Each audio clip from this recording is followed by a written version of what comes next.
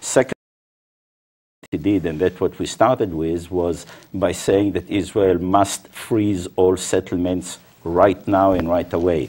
I think he even corrected just recently. When I started the show, I talked about Hillary Clinton talked about a standstill, not a complete freeze. Right. And she tried to kind of change a little bit the dialogue that he started with. And she did change it.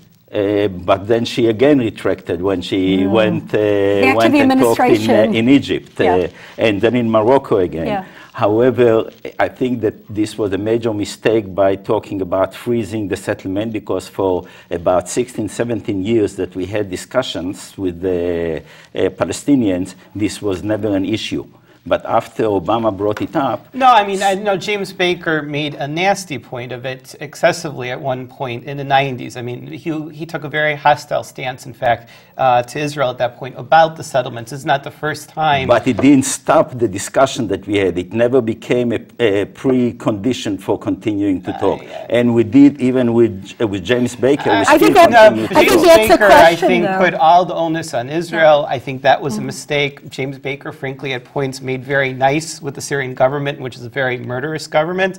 So I don't think that that's an issue. I think that this is one speech. I applaud Obama's efforts to, basically try to open up the Muslim world and say that we want to be your friends. We have nothing against the Muslim world.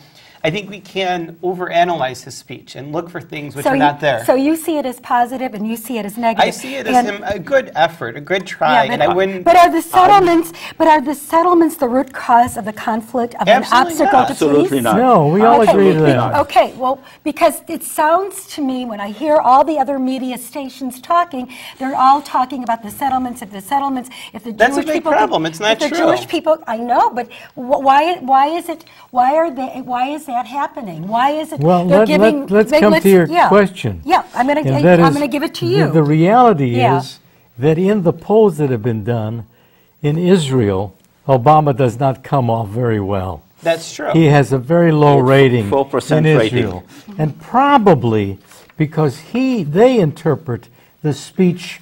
The speech that he made to the Muslims as being very anti-Israeli. I should tell you that I don't think so.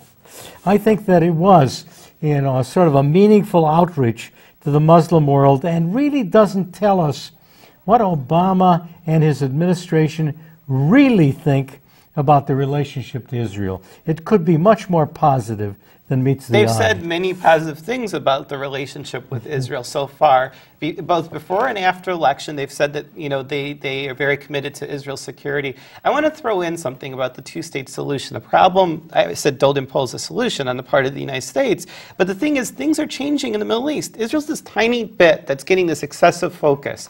Everything's changing. The Iranian government could change. We could have a much more positive Iranian government. Jordan's changing. Maybe Jordan's economy will take off. The West Bank Arabs will want to be part of that. That's thought of as impossible now. Many experts will tell you, well, we thought about that in the 80s, and now that's off the table. That might come on the table, and people extrapolate too much and assume that everything is going to be the way it is now, and it's not. Everything is, that's the one certainty. Everything throughout the Middle East will be changing a lot, and I don't believe that the Palestinian-Israeli negotiations will not be affected by the events going around them. Why are you saying it's going to be changing a lot?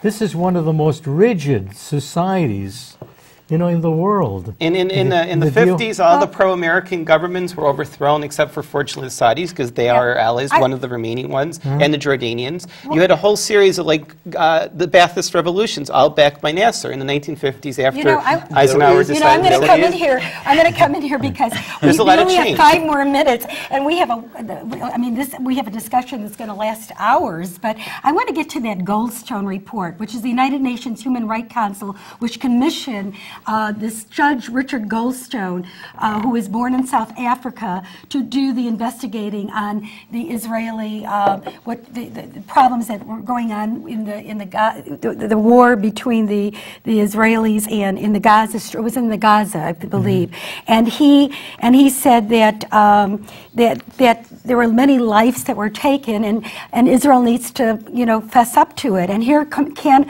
a Colonel Richard Kemp, who was a U.S. commander commander of the... No, British. The British commander, right. He's a British commander of the British forces in Afghanistan. He served with NATO and the United Nations, commanded troops in Northern Ireland, Bosnia, and participated in the Gulf War. He said, and he spent a considerable time in Iraq, and he said the truth of the Israeli Defense Forces was to safeguard the rights of the civilians in the combat zone, and the Israeli army did everything possible. They sent out thousands of letters and telephone calls and everything before they went into Israel. Let's talk about what Colonel Richard Kemp saw and why Israel's under investigation. I heard his talk. I don't know if you. I listened to his talk at the UN. It was very interesting. He said, and I'm quoting him loosely, that no army in the history of warfare has ever done as much as the Israeli army did to protect civilians when they made the incursion into Gaza. Right, and then and Judge Richard Goldstone, I keep calling him Goldstein because most people are Goldsteins, Goldstone said, well, that's fine, except where were these people going to go, even if they had all this literature and all these telephone calls, where were they going to go? Do you want to take that? Well, I think that it's a policy of the IDF always to minimize civilian casualties. They're not perfect. Sometimes they do better than others, but there are many horrific examples in the world. And regardless of how bad this report is or how it might be okay, I don't know why all this focus is on this one report, why the General Assembly felt obligated to vote on this one particular report. Goldstone, as you guys mentioned before at lunch, actually wasn't the only guy on the commission anyway, but I just don't think that this report deserves the attention of the international community instead of the many atrocities, real atrocities and massacres going on at this very moment. And I think it shouldn't have all this attention. Definitely the report is totally biased. It's called the Goldstone report because he was the head of the commission that did the investigation. There were two people who did the interviews and the meetings. And basically, they did them all in Gaza, and they were talking to various Palestinians in Gaza, and they got the one-sided point of view. Israel did not believe that this should be even investigated by the UN because they knew that it would be a biased report. And the two people who did the investigation, they were known before even it started that they had a definite bias against Israel. Well, I'm going to end with something like this, too. And Richard Goldstone, by the way, is Jewish, and he was asked by Bill Moyers on his show was, why should my being Jewish stop me from investigating Israel? I don't see it. I think a friend should be open to criticism from friends.